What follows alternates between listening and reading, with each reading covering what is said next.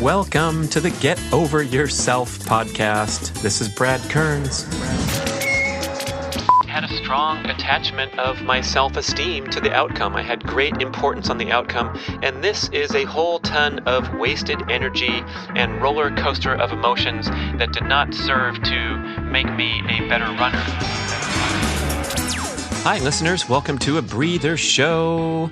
This is a follow-up to my recording about my Speedgolf world record and all the life lessons and insights I obtained in my excitable state relating the account of that, what I consider to be a miracle performance where I got a birdie while sprinting full speed on this par 5 at Woodley Golf Course in Los Angeles, breaking the Guinness world record for the fastest hole of golf ever played. And the main important point I was trying to make was the importance of cultivating a pure motivation and a process-oriented mindset for your peak performance goals, where you can compete with great intensity, but release the attachment of your self-esteem to the outcome. So I explained how I was doing this with a lighthearted approach. It was quote-unquote just for fun, but not really, because I realized that it's really important to maintain those passionate peak performance pursuits. Not that they have to be life or death when you're in the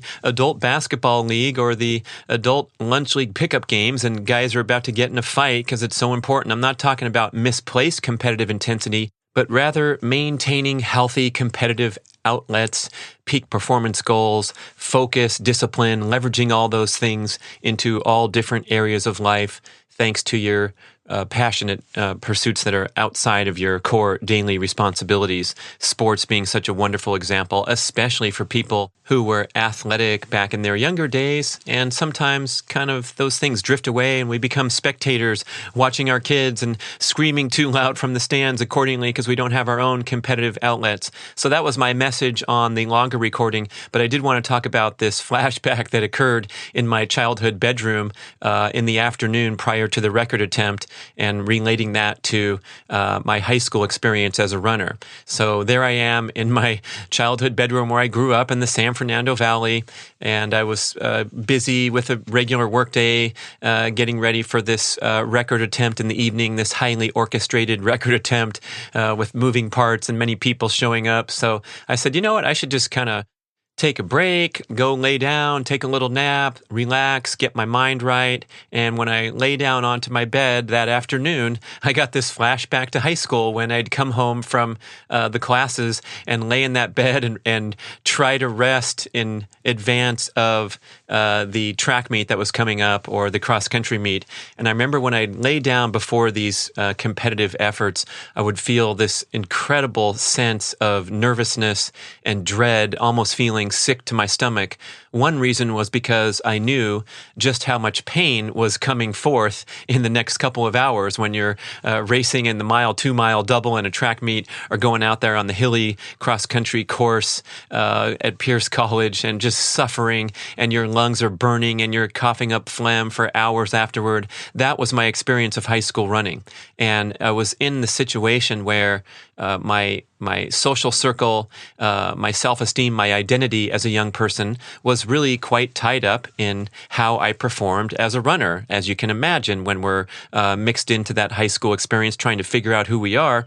And so part of that dread and that nervousness and those fears was because I had a strong attachment of my self-esteem to the outcome. I had great importance on the outcome, great fears and anxieties accordingly, and this is a whole ton of wasted energy and roller coaster of emotions that did not serve to make me a better runner. Now, when you have those outside sources of motivation, oftentimes negative motivation, the fears and the anxieties, it will get you to perform on the final 2 intervals of your workout when you're pain and suffering, but it's not the ideal way to perform as an athlete because it takes so much energy and stress.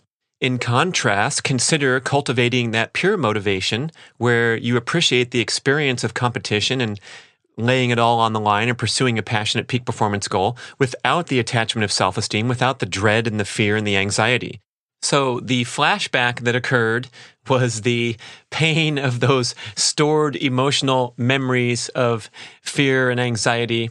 But this time I realized I still had the butterflies going, sort of had that nervousness and fidgety feeling that happens before you attempt a peak performance effort. But this time around, what's this 35 years later, it was a far more pleasant sensation. It was exciting. I was putting myself on the line. I had trained for months for this effort, and I just couldn't wait to get out there and enjoy it with my support crew and just go for it. Try to throw down and put the clock on and run as fast as I can and play a hole of golf. So it was a distinct difference from my high school days when I was all wrapped up in it, and so much more healthy and I believe, indeed, more effective for peak performance because you're not all up in your head and getting nervous, anxious, possibly making bad decisions in training and in the competitive setting when you're too full of yourself. So trying to get over myself in a great state of mind, getting ready for that golf event. Win or lose, going to have a lot of fun. It's not going to last that long either. That's a good part about going for a single hole world record. Dr. Simon Marshall, noted sports psychologist and fine athlete in his own right and coach, author of the book, The Brave Athlete, Calm the F Down. That's the title of his book. We're going to have him on the podcast in the future. Very interesting guy with great insights. He says, quote, "Give it your all and don't be afraid to fall on your ass," end quote. That's representing the ideal peak performance disposition. So that's what I was feeling, shaking my head, realizing the difference between those high school days, and also coming to mind a beautiful quote from Sir Roger Bannister, the first sub-4 minute miler, who passed in 2018, but left us with some amazing insights and a wonderful book that he wrote way back in the 1950s, right after he retired from track and field competition to pursue a career in medicine, even though he was at the top of his game at age 24. And he wrote this amazing book you can still find on Amazon called The 4 Minute Mile. And one of the great quotes he put in there was, quote, "The essence of sports," and you can fill in the blank there if you want to fill in parenting or your career pursuits or anything that any peak performance goal that you're pursuing in life. But Bannister was talking about his running, of course, and he said, "The essence of sports is that while you're doing it, nothing else matters. But after you stop, there's a place, generally not very important, where you would put it." And I'm thinking about my triathlon career, where for 9 years it was my living, breathing, sole focus, priority focus as a human being was to go faster and faster on the race course in the 3 disparate challenges of swimming, biking, and running.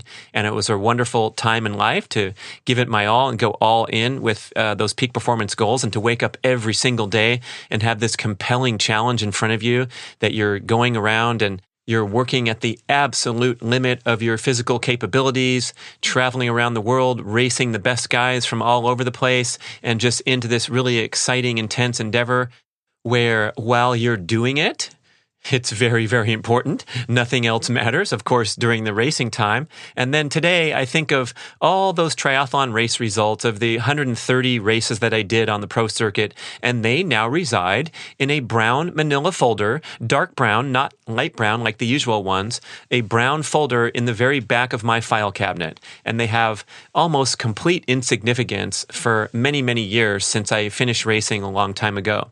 All you have are the life lessons that you've learned, hopefully applied in day-to-day life, the growth experience that occurred because you were consumed by something interesting and focused on that. And again, could be parenting because you're going to parent in a certain way during the childhood years. And then one day your kids are going to become adults and you just have to look back and reflect and be content with the idea that you went all in, you did your best, you had that pure motivation to give your kids the love and support they needed to be the best that they could be. And again, everyone releasing their attachment to the outcomes, especially in the age of helicopter parenting and high overpressurized youth experiences and sports and academics and everything. So that's my breather for today. I hope you enjoy it.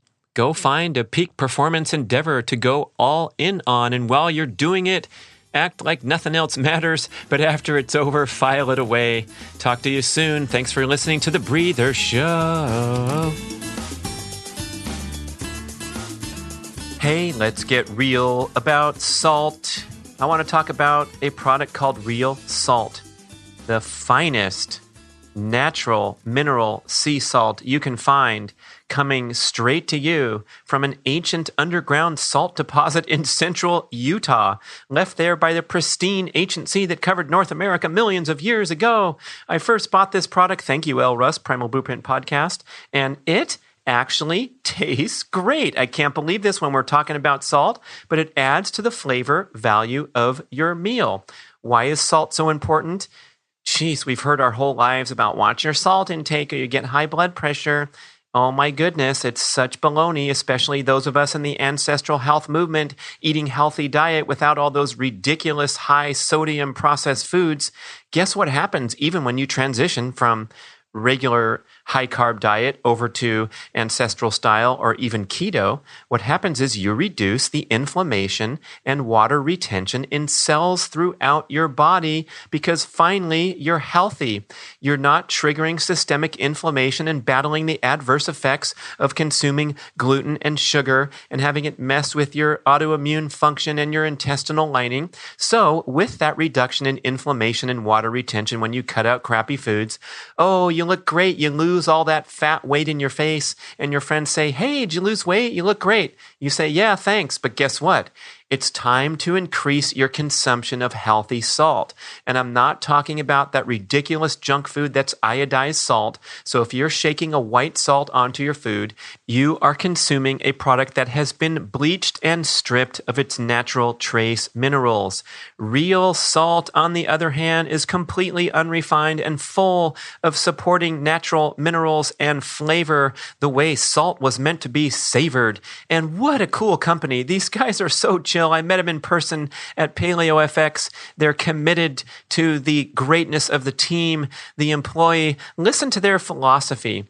We believe that profit is the means, but that the end goal is human development and life enhancement. We're committed to improving the community and promise to provide continual growth opportunities for our employees. Realsalt.com, wherever fine foods are sold. Support these guys. Get your diet right. Add more salt. It's delicious. Thank you.